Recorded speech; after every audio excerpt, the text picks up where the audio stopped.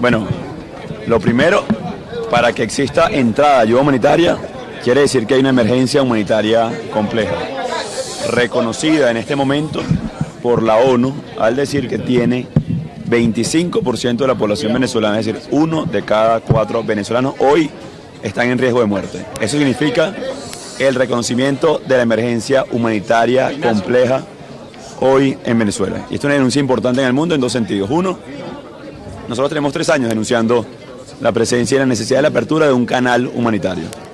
Tenemos la denuncia y la demostración con indicadores, denuncias precisas en materia de salud, en materia de alimentación, la crisis en desnutrición, falta de insumos, falta de medicamentos en las distintas áreas del país. Lamentamos que se haya tomado tanto, incluso la ONU, la Cruz Roja, en lograr aceptar, producto de la negación del régimen, producto de la negación de una dictadura, y bloquear una y otra vez la ayuda humanitaria, no solamente el 23 de febrero cuando la quemaron, no solamente el 23 de febrero cuando bloquearon caminos importantes, cuando asesinaron indígenas de la etnia Pemón en Venezuela, negando lo que hoy trágicamente aceptan, que destruyeron el sistema de salud. Hoy, cuando hablan de 16 años de la creación de la misión Barrio Adentro, vemos las profundas contradicciones de un régimen que ya no tiene respuestas, que ya no tiene ni siquiera la capacidad de salvaguardar la vida de sus ciudadanos y reconocer entonces ser, por omisión, asesinos de todo un pueblo. Reconocen hoy, por acción y omisión, ser unos genocidas en potencia cuando 7 millones de venezolanos padecen de una crisis sin precedentes en este hemisferio del mundo. Viene a acompañar además el flujo migratorio más grande en la historia, de nuevo, de este continente y el segundo en el mundo, por cierto. Es decir, un régimen que fracasó, evidentemente, un régimen que hoy por un lado celebra la creación de un sistema de salud, pero por el otro acepta la crisis de emergencia humanitaria. Un régimen que por un lado hace 2 semanas negaba la existencia de la emergencia humanitaria y decía que hace... Un régimen que... Por favor, las declaraciones de celebración del sistema Barrio Adentro, y reto hoy a que vayan entonces a cualquier barrio adentro del país y constaten su situación. Reto hoy a cualquier miembro del régimen, genocidas por acción y omisión, que vayan a algún CDI. No existe hoy sistema de salud venezolano y por eso hoy fracasó, asesinó de manera directa e indirecta un régimen que ya no tiene respuesta. La única respuesta fue bloquear caminos. La única respuesta fue tratar de bloquear que llegáramos al occidente del país. La represión es la persecución, es la cárcel y en definitiva hoy reconocen el fracaso absoluto y se quedan sin ningún tipo de argumento con respecto a la atención y salvaguarda de la vida. Y mi gran pregunta, y la de todos los venezolanos, ¿qué hace un régimen, como ellos se hacen llamar, gobierno en resistencia? Sabemos que no hacen nada. Sabemos que no,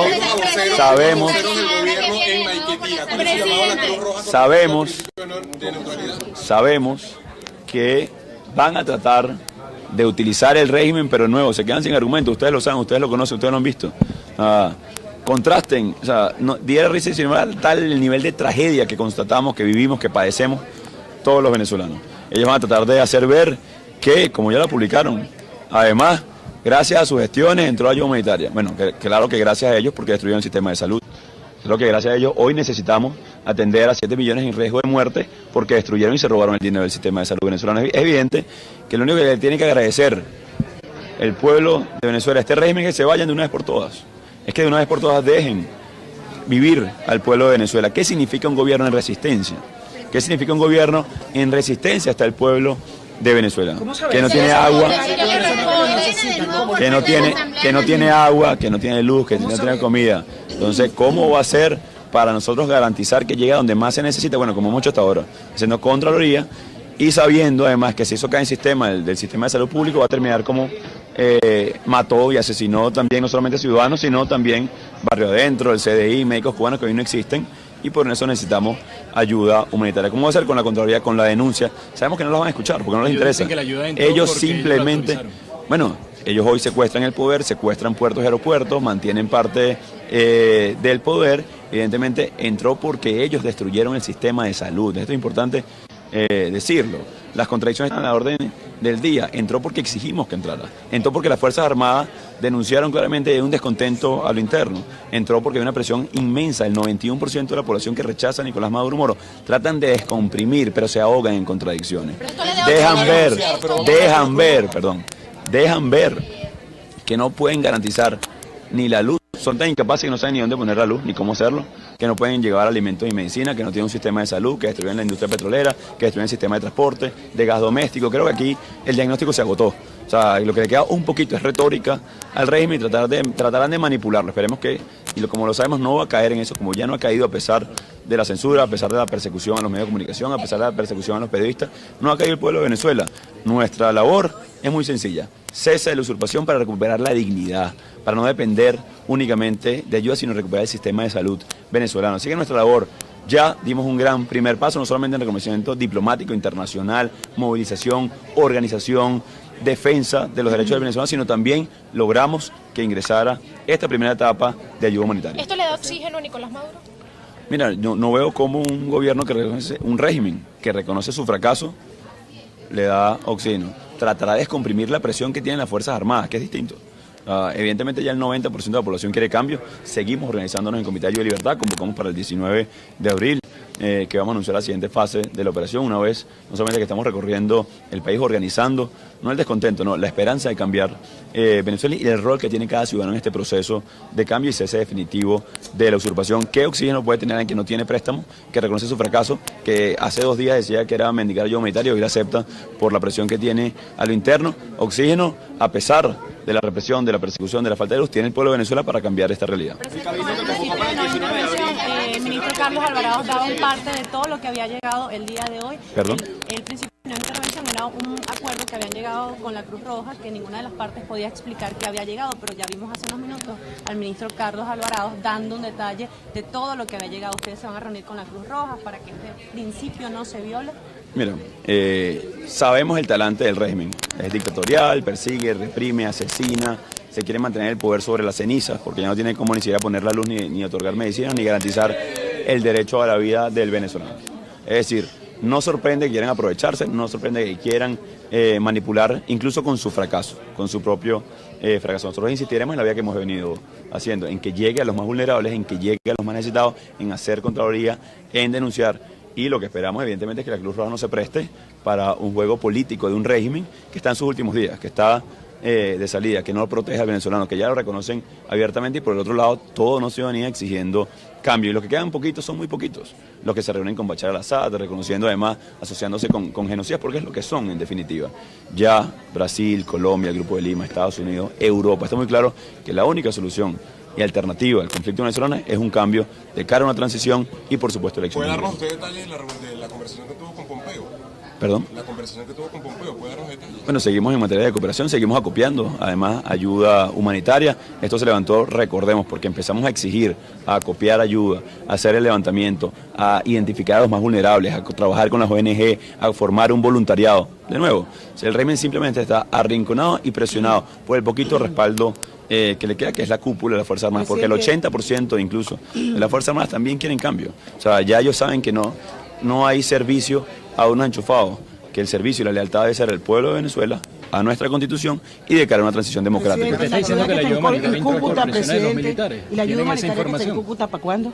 ¿Perdón? ¿Y la ayuda ¿Otra vez? humanitaria que está en Cúcuta para cuándo? Bueno, es parte de lo que está organizando también la Cruz Roja, y cuando verifiquemos que va a ser entregada de manera independiente, transparente, con los niveles de control y que llegue directamente a los más vulnerables, no solamente la que está en Cúcuta, la que está en Caricuao, la que está en que veía el diputado del circuito, en Curazao, en muchos puntos del país. Tenemos además más de 100 a 120 millones de dólares en donaciones, no solamente de los Estados Unidos, de Canadá, de Europa. Lo que estamos garantizando es, a través de los canales regulares, ONGs, fundaciones, Cruz Roja, que llegue a los más vulnerables, no como han hecho hasta ahora, que se han robado hasta el agua de los floreros, disculpen el coloquialismo venezolano, pero ha sido así cuando hoy, 16 años después de la fundación de Barra Central, no existe ninguno y estamos dependiendo de ayuda humanitaria urgente porque 7 millones de venezolanos están en riesgo de perder la vida. ¿Quién a su juicio presionó a Nicolás Maduro para aceptar esta ayuda humanitaria? Primero el pueblo de Venezuela, después la Asamblea Nacional, después la movilización, después el 23 de febrero, después la comunidad internacional y después, por supuesto, el descontento interno que hay incluso en el seno de la Fuerza Armadas. Es decir,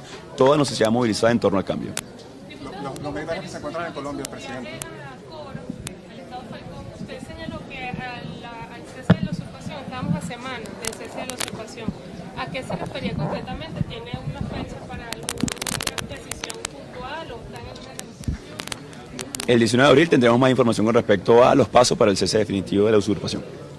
Presidente, los militares que se encuentran en Colombia están denunciando que no tienen ningún tipo de apoyo y esperan un conocimiento de su parte. ¿Qué ha pasado con ellos? ¿Se puede comunicar con ellos? Mira, ahí tenemos más de 1.100 a 1.300 personas en Cúcuta. No solamente son militares, son sus familiares, son sus hijos, que han ido llevando ellos mismos a la ciudad.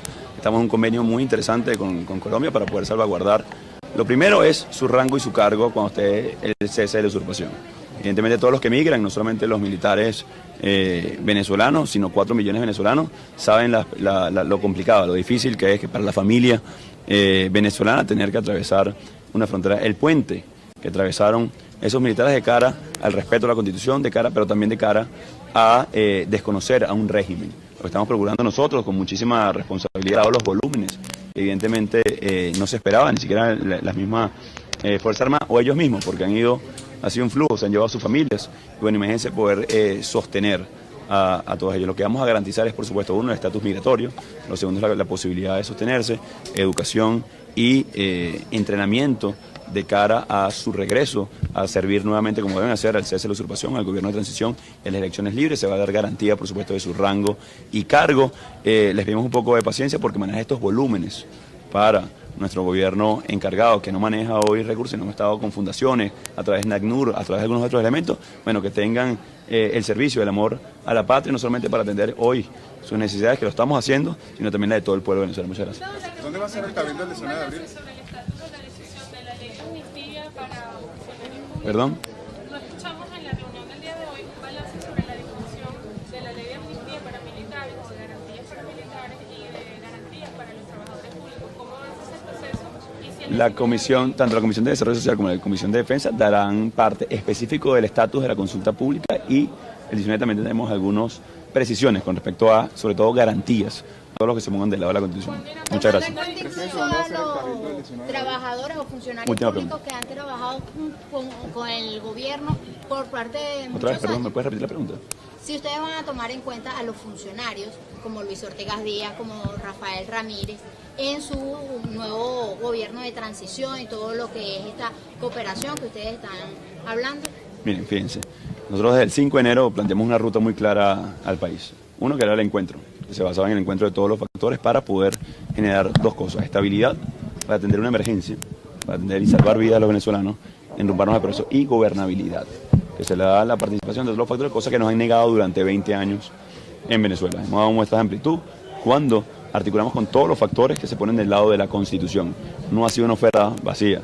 Está Luis Ortega Díaz y está las distintas interacciones con el chavismo disidente. Se incorporaron 3 diputados del Consejo Legislativo del Estado Zulia, por ejemplo, a denunciar lo que pasaba en Venezuela. Estuvieron presentes además en las concentraciones de Lagunillas, de Cabimas, denunciando lo que pasa, no poniéndose del lado de Juan Guaidó ni del Parlamento, no, del lado de la Constitución, del lado de la defensa. Así que cuando hablamos de transición, cuando hablamos de elecciones libres, realmente libres, hablamos de respeto a la Constitución, hablamos de todos los factores participando para generar estabilidad y gobernabilidad y, por supuesto, las garantías necesarias para que todos los factores puedan participar de cara a una elección realmente libre. Muy distinto de lo que hace un régimen que no tiene respaldo popular, inhabilita y legaliza partidos. Así que la garantía es clara. Aquí no hemos hablado de nuevo para distraer ni siquiera elementos teóricos. Nos hemos demostrado con hechos la posibilidad de participación de todos los factores de cara a reconstruir Venezuela. Muchas gracias. Impresiones entonces.